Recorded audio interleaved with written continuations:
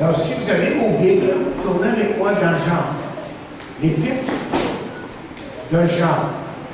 Une épître extrêmement intéressante. Mais on n'abordera pas l'épître en tant que tel, c'est un passage.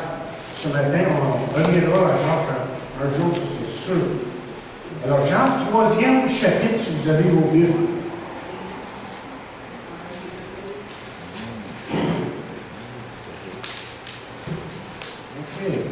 Premier verset nous dit, mes frères, qu'il n'y ait pas parmi vous un grand nombre de personnes qui se mettent à enseigner, car, vous savez, nous serons jugés plus sévèrement.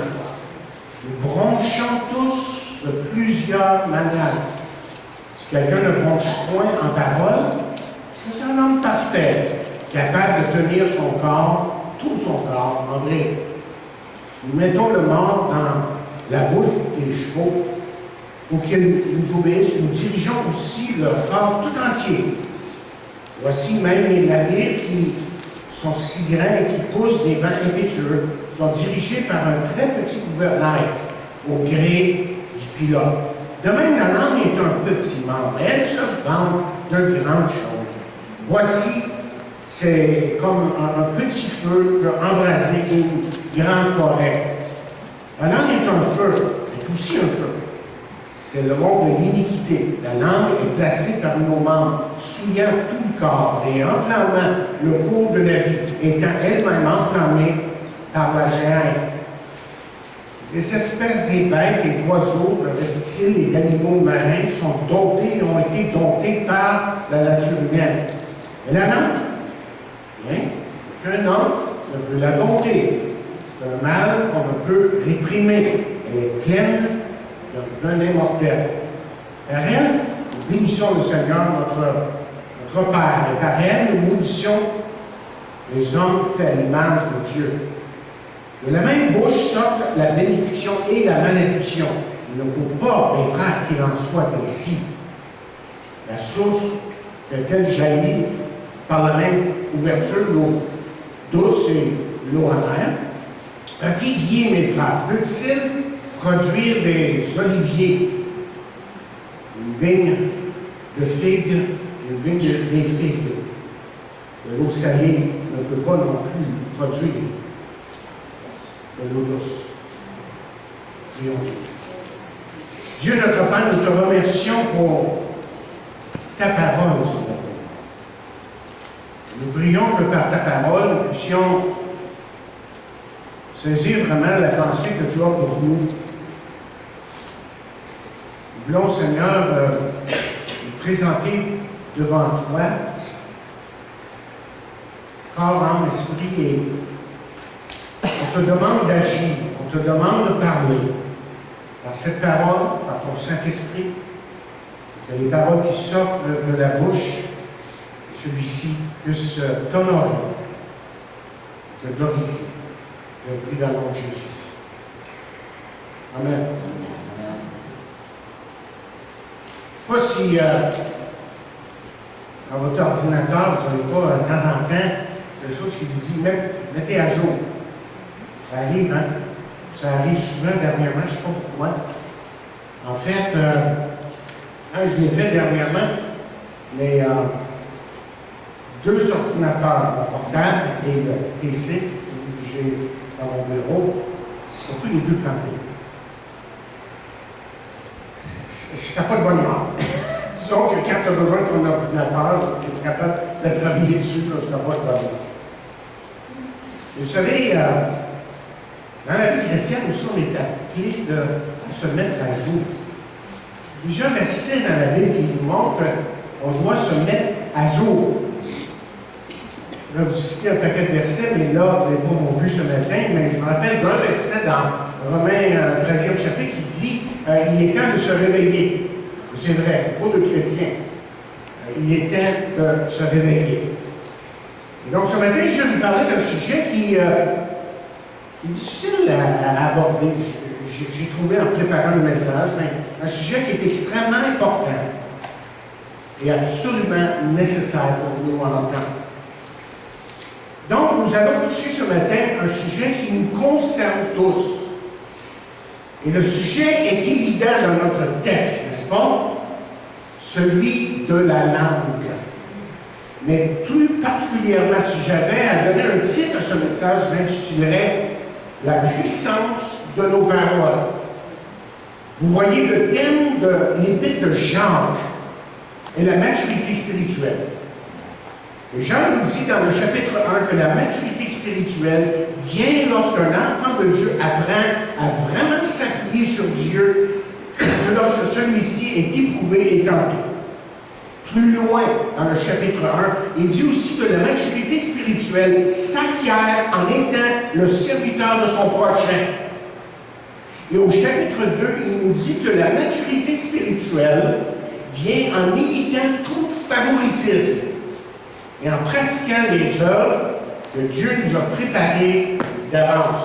Ce qui évidemment est une preuve indéniable que nous avons la foi qui sauve.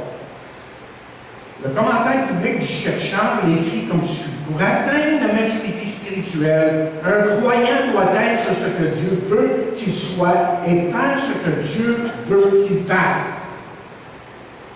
Et le premier verset de notre texte ce matin est écrit de la façon suivante dans le français courant.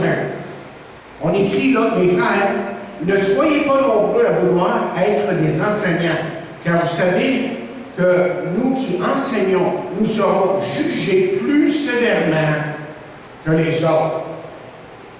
D'abord, il faut comprendre ici que Jacques écrivait aux Juifs de la diaspora. Ça veut dire ça. Qu'est-ce que ça veut dire? Ça veut dire tout simplement qu'il écrit ici aux Juifs qui, pour différentes raisons, étaient partis de la Palestine et qui étaient maintenant éparpillés dans le monde connu de ce temps-là.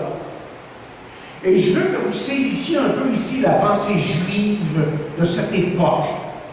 D'abord, avant sa conversion, le Juif avait vécu sous un régime qui conférait aux rabbins une place prestigieuse dans la société juive. Le mot rabbin veut dire essentiellement celui qui est grand, ou comme on voit dans les Écritures, le mot maître. Il est un maître. Et ce nom était un titre d'honneur que les Juifs donnaient à leur docteur. Donc les gens vouaient un grand respect au rabbin. Le rabbin ou rabbi, qui est sa variante, là, avait la tâche d'enseigner le peuple sur les choses de Dieu. Bon, allons plus loin. Beaucoup de Juifs s'étaient convertis au christianisme. Et l'Église avait compris que Dieu avait donné des dons à celle-ci pour son édification. Les dons sont toujours donnés pour l'édification de notre prochain. C'est pour ça que nous lisons dans Éphésiens 4e chapitre verset 11, il a donné les uns comme apôtres, les prophètes, les autres comme évangélistes, et autres comme pasteurs et docteurs, Et dans Actes 13, verset 1, nous voyons jusqu'à quel point que ceux qui exerçaient le ministère de l'enseignement étaient importants. Et nous le voyons mentionné aussitôt après les prophètes. Par exemple, dans Actes 13, verset 1, nous lisons, il y avait dans l'église d'Antioche des prophètes et des docteurs, des enseignants, s'il vous plaît. Barnabas, Siméon, Niger, Lucius, de Cyrène, Manaam, et qui avait été élevé avec Hérode de Tétrac et Saul. Bien, on semble conférer l'idée que les apôtres et les prophètes avaient un ministère plus général, c'est-à-dire que leur ministère ne se limitait pas à une seule église, tandis que l'enseignant, le docteur, vient se vouer, lui, soit à une seule église ou à des églises dans une certaine région. Et un des problèmes que Jacques a rencontrés dans les églises était que certains se voyaient comme enseignants. Et que ça amenait plusieurs problèmes. Paul, lui, avait déjà discerné le même problème et avait averti les églises du danger. Il y avait 4 problèmes majeurs. Premièrement, dans Romains 2e chapitre, verset 21 à 24, nous voyons que certains qui enseignaient ne vivaient pas la parole de Dieu. C'est pour ça qu'il dit, toi donc, qui enseigne les autres, tu ne t'enseignes pas toi-même. Toi qui prêches de ne pas dérober, tu dérobes, tu voles. Toi qui dis de ne pas commettre l'adultère, tu commets l'adultère. Toi qui as en abomination les idoles, tu commets les sacrilèges.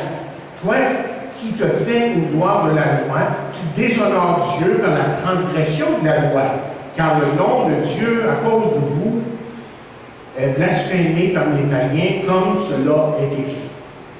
Et le deuxième problème se trouve dans Actes 15, verset 24. Certains, voyez, enseignants disaient qu'il était obligatoire d'être circoncis. Donc, on lit dans Actes 15, verset 24, suivez-moi là, ce matin. Ayant appris que quelques hommes partis de chez vous et auxquels nous n'avions donné aucun ordre, vous ont troublés par leur discours et ont ébranlé vos âmes en disant qu'il faut être circoncis et qu'il faut garder la loi. Donc, c'est une fausse doctrine, simplement. Mais dans Actes, troisièmement, dans 1er Timothée, 1er chapitre, verset 6 et 7, certains qui enseignaient ne savaient tout simplement pas de quoi ils parlaient. Et c'est pour ça que Paul va dire, à un moment donné, quelques-uns s'étant détournés de ces choses, se sont égarés dans de vains discours. Ils veulent être docteurs de la loi et ils ne comprennent ni ce qu'ils disent, ni ce qu'ils affirment. C'est direct quand même, hein? OK. Et ensuite, quatrième problème qu'il y avait de ceux qui aspiraient à prêcher, avec des enseignants, si vous voulez, c'est dans 2e Timothée, 4e chapitre, verset 3. Et là, Paul spécifie que certains enseignants, certains enseignants, si vous voulez, pour gagner la faveur de la foule, on disait toutes sortes de choses, juste pour attirer les foules, et vous pensiez que c'était nouveau ça. Pas nouveau. Juste depuis le début. Et là, Paul va dire, évidemment, dans 2e Timothée, il dit qu'il viendra un temps où les hommes ne supporteront pas la saine doctrine, mais ayant la démangeaison, je dis bien, d'entendre les choses agréables, ils se donneront une foule de docteurs selon le propre désir. Laissez-moi vous dire que plus que vous pensez, on est là aujourd'hui. On est là aujourd'hui. Le rabbin, le maître, si vous voulez, avait une place privilégiée. Mais il devait très souvent travailler de ses mains pour subvenir à ses besoins. Peut-être qu'il conduisait des autobus d'école, c'est bon, mais c'est peut-être ça qu'il faisait. Est-ce que je fais ça? C'est ça. OK. Non, il faisait d'autres choses. C'est sûr, Paul faisait des tentes. C'est que Paul faisait des tentes. Donc, il avait d'autres métiers, évidemment. Et en même temps, c'était vu comme un honneur de recevoir un rabbin et de lui offrir l'hospitalité. Et probablement, ce qui est arrivé ici, c'est pour ça que c'est écrit, là, comme ça, dans Jacques 3, que certains chrétiens convoitaient celui qui enseignait à cause de la supposée honneur que cela pouvait leur apporter. Mais Jacques dit dans le premier verset de notre texte ici, vous remarquez qu'il dit dans le premier verset de notre texte que celui qui enseigne sera jugé plus sévèrement. Parce que les dangers, évidemment, étaient nombreux. Je ne vais pas vous en donner d'autres dangers. Parce qu'il y a trait à l'enseignement. Il y avait le danger de l'orgueil. Premièrement, le danger de l'orgueil. Vous vous rappelez que Paul a averti Timothée à un moment donné de ne pas imposer les mains à trop jeunes. Et là, c'est peut-être pas juste jeune, mais peut-être jeune dans la foi. C'est probablement beaucoup plus ça que d'autres choses. Okay? Donc il dit, impose pas, parce que danger qui tombe dans l'orgueil. Okay? C'est important ça. Ensuite, il y avait le danger de ne pas enseigner la vérité, mais plutôt ses opinions. Et quand j'entends certains aujourd'hui, c'est évident que ce n'est pas basé bibliquement. J'en donnerai des exemples tantôt. Mais c'est des opinions, des choses montées à bout portant sans savoir de quoi il parle. Ensuite, il y avait il y avait toujours le danger de ne pas vivre la parole. Certains enseignants, mais agissaient évidemment autrement, comme j'ai dit tantôt. Je pense que c'est très important ici ce que je veux vous dire. C'est que Jacques ici voulait que les chrétiens réalisent qu'enseigner n'est pas donné à n'importe qui. En fait, je me sens obligé de dire brièvement trois choses. Les trois choses suivantes en rapport avec l'Église locale. Premièrement, notre Église. Premièrement, il faut faire attention qui on choisit pour enseigner. Il doit, à mes yeux, à moi, il doit démontrer qu'il connaît et comprend la parole de Dieu. Il doit me démontrer qu'il comprend la doctrine. Ce que la Bible vraiment enseigne sur des divers sujets très importants. Deuxièmement, il faut que celui qui enseigne donne tout le temps qu'il est nécessaire pour se préparer et pour enseigner ce qui est juste. Ça prend du temps de préparer le message. Je ne dirai pas combien d'heures que je parle pour préparer le message, mais c'est plusieurs heures. Et de prière, et de réflexion, et de recherche. Troisièmement, il faut que l'enseignant étudie continuellement. Il doit être un étudiant de la parole continuellement pour mieux comprendre la parole de Dieu, mais aussi pour grandir. Vous voyez, ce n'est pas juste une question intellectuelle, là, mais pour vraiment grandir dans sa relation avec Dieu. Amen. Ça doit être ça. Notre but, en fin de compte. Et ces principes-là que je vous donne, ça s'applique autant pour un moniteur, monitrice d'école du dimanche que pour un pasteur. C'est une grande responsabilité, mais une qui est bénie de Dieu et qui, très certainement, par expérience personnelle, apporte beaucoup de joie. Maintenant, Jacques en vient au sujet qui doit priorité. Vous voyez, l'enseignant, en particulier, est appelé à parler. À parler. Et voilà le danger. Évidemment, je sais par expérience personnelle que celui qui enseigne peut exercer une grande influence sur les gens, sur celui qui est enseigné. Mais Jacques ici, vous voyez, ne s'adresse pas seulement aux enseignants, mais à tous les chrétiens. Parce que vous remarquez au verset 2 qu'il va dire ceci. Nous branchons tous de plusieurs manières. Français courant nous dit ceci. Nous commettons tous des erreurs et de bien des manières. Nous commettons tous des erreurs de bien des manières. Et surtout, ce qu'il veut indiquer, nous indiquer ce matin, c'est que nous commettons beaucoup d'erreurs via nos paroles. Via nos paroles. Et le livre des Proverbes, évidemment, est rempli de versets qui nous avertissent à propos de nos paroles.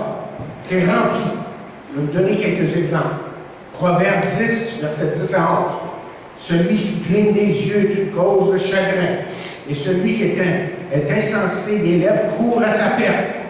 La bouche du juste est une source de vie, mais la violence couvre la bouche des méchants.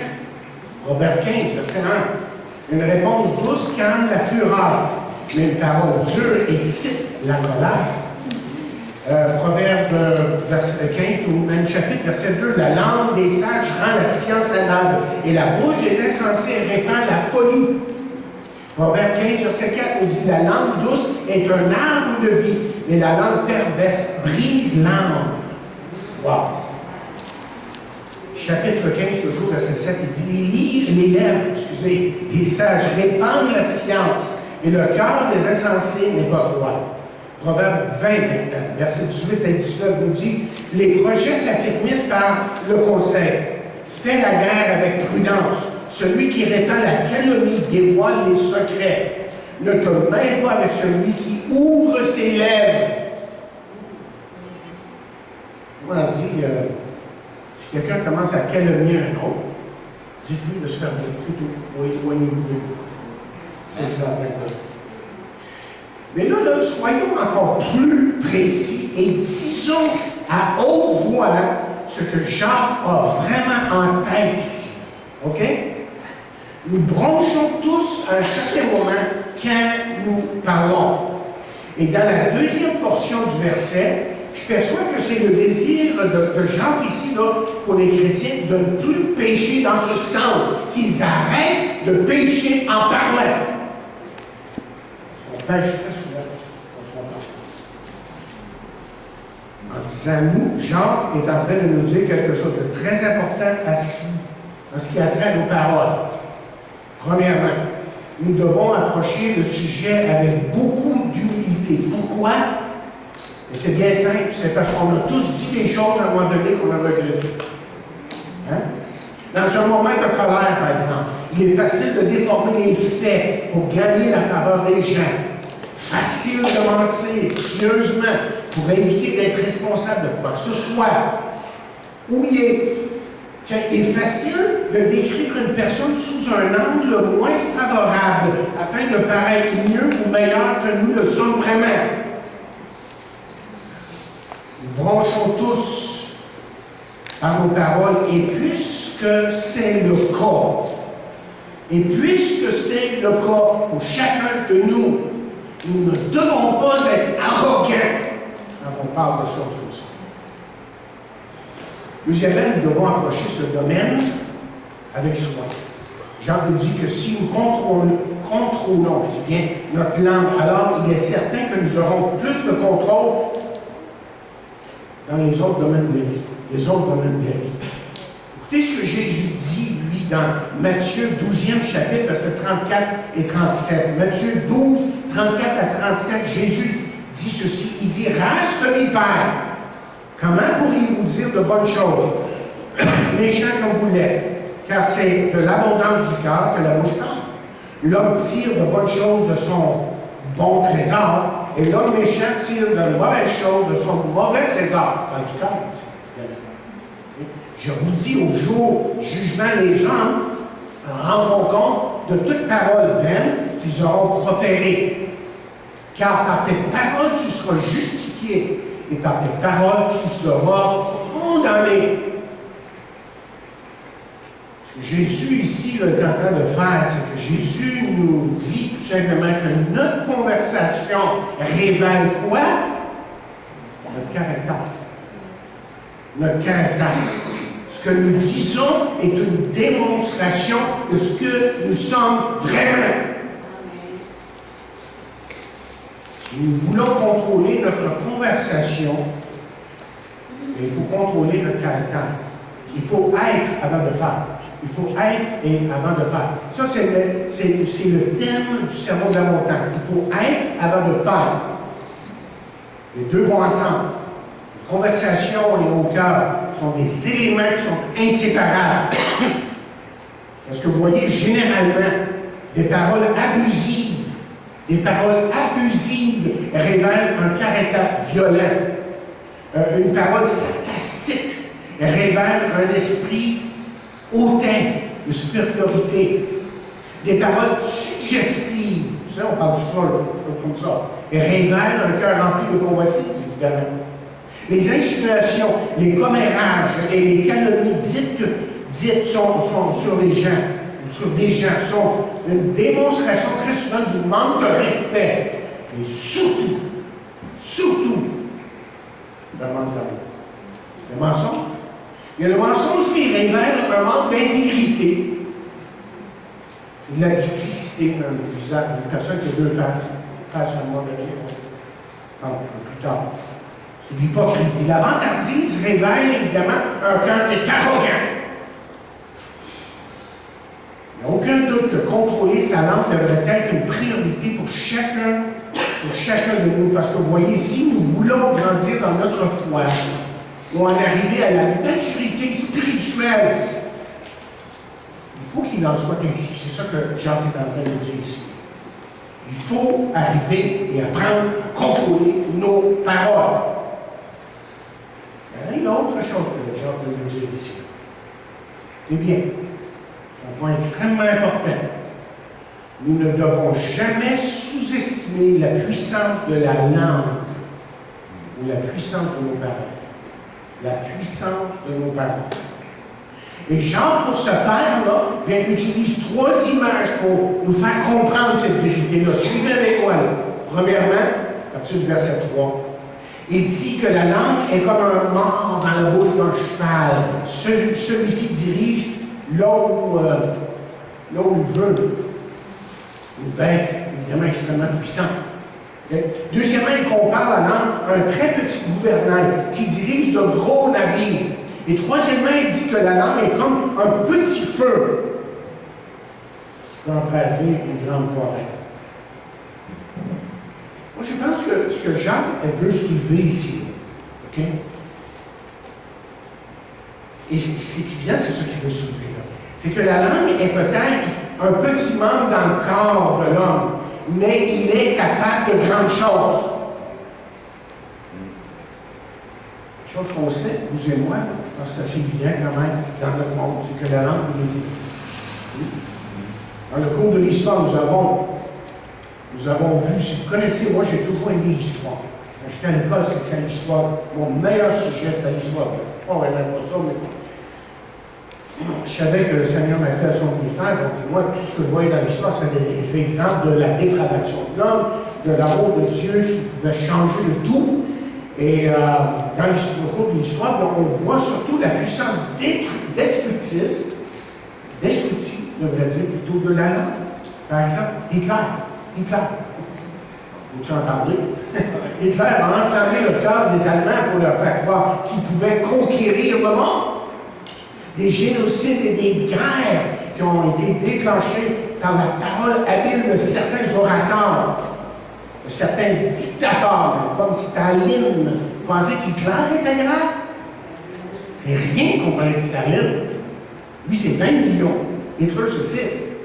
Je ne sais pas si vous savez, mais Staline, c'est 20 millions de personnes qui s'est débarrassées pour tenir le pouvoir. Il y a Saddam Hussein, il y a le Rwanda, et on pourrait faire la liste, continuer à faire la liste où on voit là, que par la langue, les hommes ont détruit. Mais, et je fais exprès pour dire mais, ce qui est encore plus grave sont les paroles des faux enseignants que j'entends de plus en plus à travers l'Internet et la Bible. C'est aberrant ce qu'on enseigne. Ce qui est encore plus aberrant, c'est de voir les milliers de gens qui disent « Ah, gloire à Dieu! » Tu ne peux pas que les gens parlent dans ça. Mais vous, j'en donne une couple d'enseignements aberrants. Puis ça, c'est juste. Puis j'ai rien.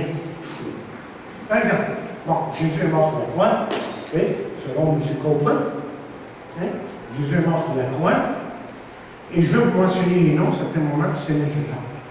Que vous sachiez qui enseigne, qui est faux docteur à la télé et qui est faux docteur sur l'Internet. Je vois les chrétiens là, qui regardent ça avec admiration parce que peut-être à 50, 60, 70% de ce qu'il dit c'est vrai. Ensuite, il y a des aberrations qui sont incroyables. Par exemple, Jésus est mort sur la croix, Jésus est allé en enfer. Il y a eu un combat avec Satan, il a vaincu Satan. Jésus est né de nouveau et est ressuscité. Il fallait que Jésus fasse ça pour qu'on soit sauvé.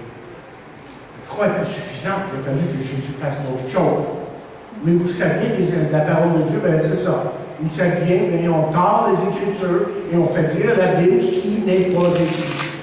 Un nom, je vais vous en donner un nom. Ben, Dieu fait tout selon son espèce, n'est-ce pas? Un cheval. Il ne faut pas dire un cheval. Mais Dieu a dit, faisons l'homme à notre image. Qu'est-ce que vous pensez qu'on a inventé à travers ça? C'est Copeland et Darwin et beaucoup d'autres. Qu'est-ce que Dieu nous a fait à son image? Qu'on est de la même espèce, on est des dieux. Moi, on s'en va où avec ces enseignements-là? Ils ne sont pas du tout bibliques. Réveillez-vous, écoutez, étudiez, lisez, parce que c'est plein de faux docteurs dans le monde aujourd'hui. Et ils attirent beaucoup de gens. C'est des gens qui sont extrêmement drôles. On a écouté quelques-uns de eux. Extrêmement sympathiques. C'est des comédiens. Quelques-uns parmi eux, j'écoute, j'ai dit, voyons donc, ils font mieux que les comédiens là, que j'écoute jamais, mais j'imagine qu'ils sont aussi bons. Des comédiens qui disent des sottises. À travers ça, ils vont dire des vérités.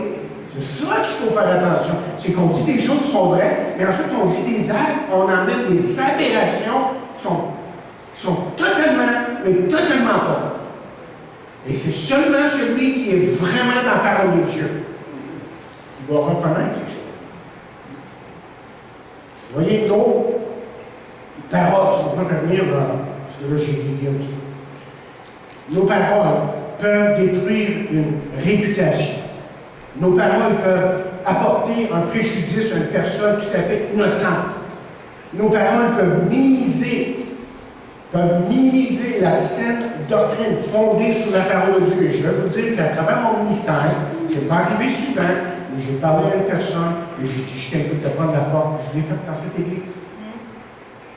Parce que son enseignement était une aberration. Je n'allais pas l'entretenir dans l'église ici et penser que tout était correct. Je le sais, que ce qu'il dit, ce qu'il fait, ce qu'il sous-entend, fait que les gens vont être dans l'erreur. On peut littéralement éloigner une personne de l'Évangile. Par nos paroles, on peut détruire un mariage et on peut détruire une église. De l'autre côté, pensez aux paroles de Jésus, de l'apôtre Paul, Martin Luther, Jean Calvin, Wesley, Charles Spurgeon, Jean Paul, qui ont littéralement changé le monde. Pensez aux paroles encourageantes qui ont marqué votre vie d'un époux, d'une épouse, d'un professeur, d'un instructeur, d'un ami sympathique, d'un frère, d'une sœur, ou des paroles encourageantes, même d'un pur étranger, ou d'un confrère de travail. Un homme de Dieu a écrit ceci. J'ai bien aimé ce que Chuck Swindoll a écrit. Il dit, sans la parole, une mère ne pourrait pas chanter doucement son bébé ou l'endormir. Aucun ambassadeur ne pourrait représenter adéquatement son pays. Un professeur ne pourrait pas encourager ses élèves à aller plus loin. Aucun officier ne pourrait diriger ses soldats à la guerre. Un avocat ne pourrait pas défendre l'innocent. Un pasteur ne pourrait pas apporter le réconfort au cœur troublé. Nul ne pourrait discuter intelligemment des difficultés de la vie et des problèmes de notre siècle et apporter une solution. Notre monde serait réduit, sans la parole, à des bruits inintelligibles.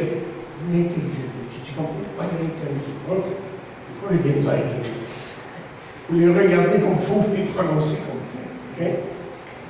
Écoutez, laissez-moi vous donner quelques exemples. Un menuisier doit apprendre comment utiliser ses outils afin de les utiliser correctement. Vous êtes d'accord? Okay?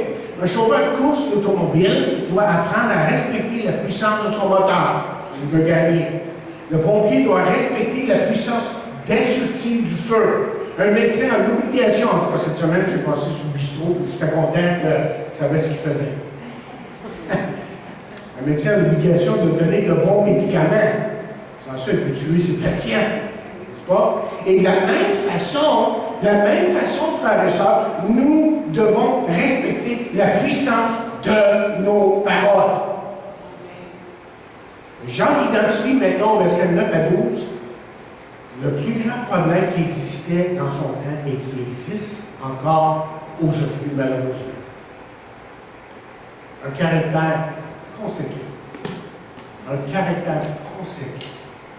Quelle bénédiction lorsqu'on rencontre des chrétiens qui ont un caractère conséquent. On sait ce qu'ils sont dans les rencontres, on sait ce qu'ils sont lorsqu'ils sont ailleurs. On espère tous, n'est-ce pas, que vous êtes amateur de hockey, on espère tous que le Canadien, chaque année, sera conséquent. Ils n'ont pas été depuis 25 ans. On aimerait bien qu'ils gagnent la Coupe Stanley. C'est un peu la même chose avec un enfant. Il doit être conséquent. Autrement dit, qu'est-ce que j'essaie de dire ici? Suivez-moi, OK? Il est possible pour un chrétien de chanter des louanges à Dieu le dimanche, mais de renier ce même Dieu en faisant des affaires louches dans la semaine. D'exalter Dieu le dimanche et d'exalter le diable en parole et en action durant la semaine. De chanter l'amour de Dieu le dimanche matin, mais que dans l'autre partie de la semaine, de parler en mal de son prochain. Le dimanche, on peut louer le Seigneur devant l'Église pour un frère qui est revenu au Seigneur, mais ne pas se gêner de mettre en vitrine les manquements d'un soeur ou d'un frère au téléphone durant la semaine. Est-ce que je parle en langage que vous comprenez?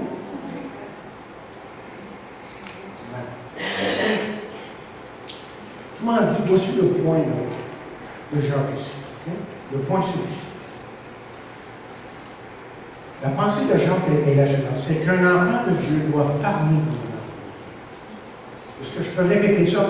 Un enfant de Dieu doit parler comme un enfant de Dieu. Et c'est pour ça que dans Éphésiens 4, verset 29, je tire de la français courant, il dit qu'aucune parole mauvaise ne sort de votre bouche. Dites seulement des paroles utiles qui répondent à un besoin et encouragent autrui pour faire ainsi du bien à ceux qui vous entendent. Qu'est-ce qu'une parole mauvaise? Le pasteur et auteur Jerry Bridges nous dit ce qui suit. Il dit, le commérage, c'est de répandre des informations peu favorables sur l'individu, même si ces informations sont vraies. La différence entre le commérage et un ami qui veut aider, c'est la différence entre un boucher et un chirurgien. Les deux coupent la chair, mais pour des raisons différentes.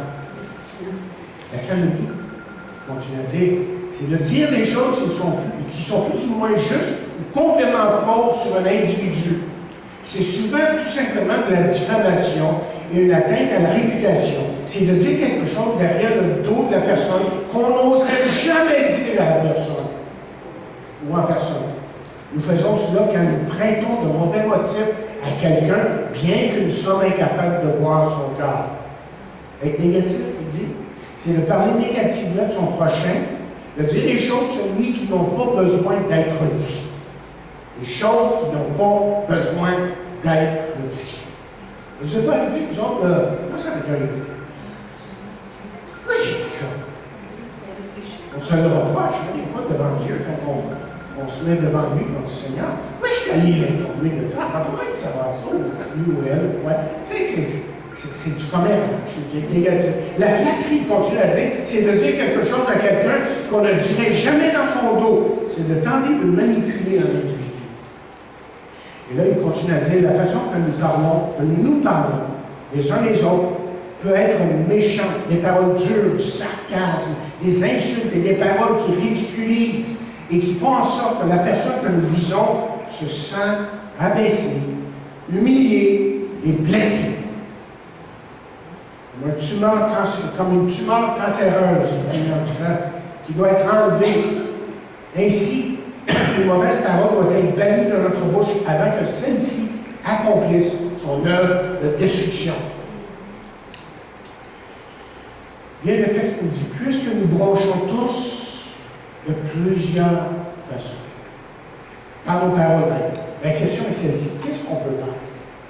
Et je termine avec ça. Qu'est-ce qu'on peut faire? Est-ce qu'on va vous donner une stratégie?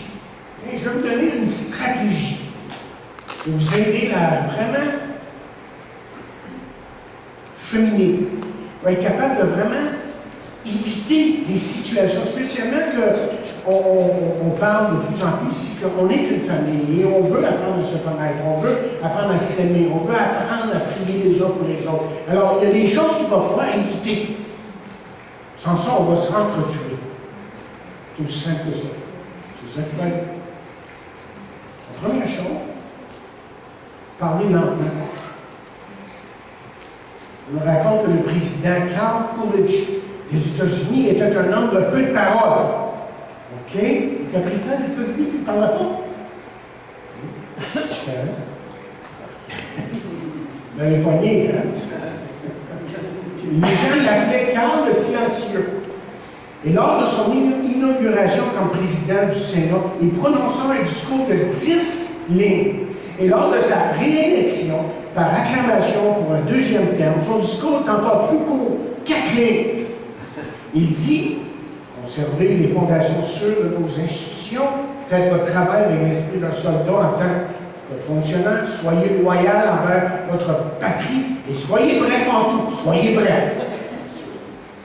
Et lorsqu'il faisait campagne pour la présidence des États-Unis, il dit un jour, « Je ne connais aucun candidat à la présidence qui fait du tort en se taisant. » Il dit une autre fois, « Les choses que je ne dis pas ne me mettent pas dans le pétrin.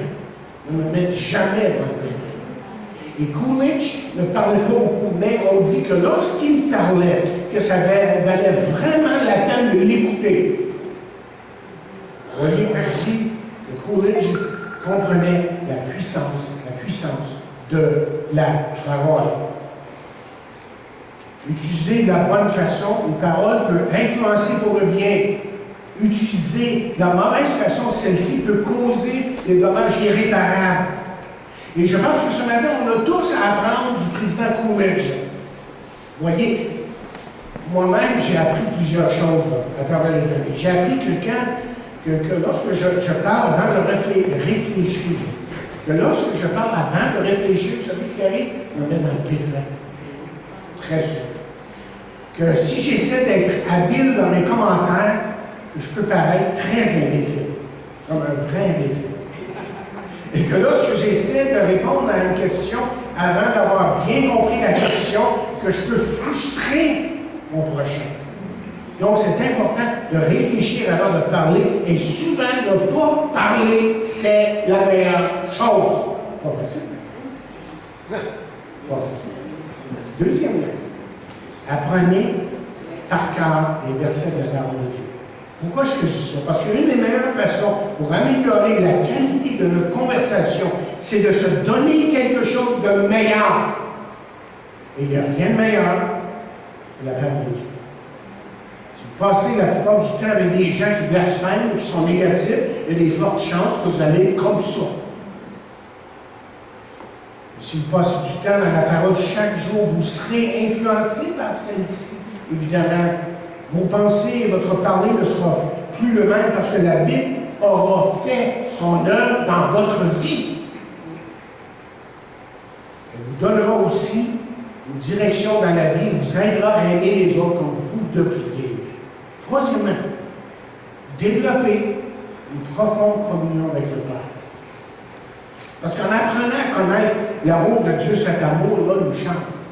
Plus que j'apprends à connaître l'amour de Dieu, plus que cet amour-là me change. Et en comprenant son amour, nous devenons plus disposés à le partager avec les autres, simplement. Et en étant sécurisés dans et par l'amour de Dieu, écoutez bien ce que je veux vous dire ici, très important. En étant sécurisés, et n'est-ce pas que les gens cherchent la certaine sécurité, hein? En étant sécurisé dans et par l'amour de Dieu, on ressentira moins le besoin d'impressionner les autres et de leur dire des choses qui sont exagérées, des fois, de pur mensonge. Quatrièmement, ne dites jamais rien de quelqu'un que vous ne pourriez pas lui dire en pleine face. Ça devrait être une règle d'or parmi nous. C'est certainement une règle que nous devrions tous mettre en règle ici. Autrement dit, nous risquons, si on ne fait pas, nous risquons de détruire bien les choses, des individus, littéralement, les familles et les églises. Cinquièmement, en parlant d'un autre, soyez toujours positif, intentionnellement. Parce que des fois, c'est pas naturel. Tu sais, quand le taux de négatif de nature. Comment dit, prenez les moyens pour édifier et encourager votre prochain. Faites exprès pour mettre en lumière les bonnes choses concernant votre prochain. Quelqu'un a écrit ceci, il dit, nous devrions louer Dieu en parlant toujours positivement des gens. Entourez-vous de personnes qui sont toujours positives et fréquentez le moins possible ceux qui sont négatifs. Personnes qui sont négatives. Et Jean nous rappelle dans le texte qu'on a lu, là, je termine, nous rappelle qu'il est plus facile de dompter un animal que de dompter la langue. Si Jean nous parle ainsi, vous voyez, ce n'est certainement pas pour nous décourager. Vous voyez, ouais. Mais c'est pour nous dire à nous qui sommes à lui, là, qui sommes à Christ, qui sommes enfants de Dieu, qu'on doit être toujours vigilants. Et que c'est seulement avec l'aide de Dieu qu'on va passer à travers. La puissance de nos paroles, mais ils ont une grande puissance. Mais comme Karl le silencieux, nous avons besoin de dompter sa puissance. Et le défi que pour nous, vous voyez, est d'utiliser cette puissance pour le bien et non pas le mal. À encourager plutôt que décourager. À honorer Dieu plutôt que le déshonorer. Et ça, c'est le défi qui est devant nous ce matin. C'est le défi qui est devant nous, devant la table du Seigneur. Si nous voulons continuer, ça ici, là, on va contrôler. Dieu nous aide. Amen.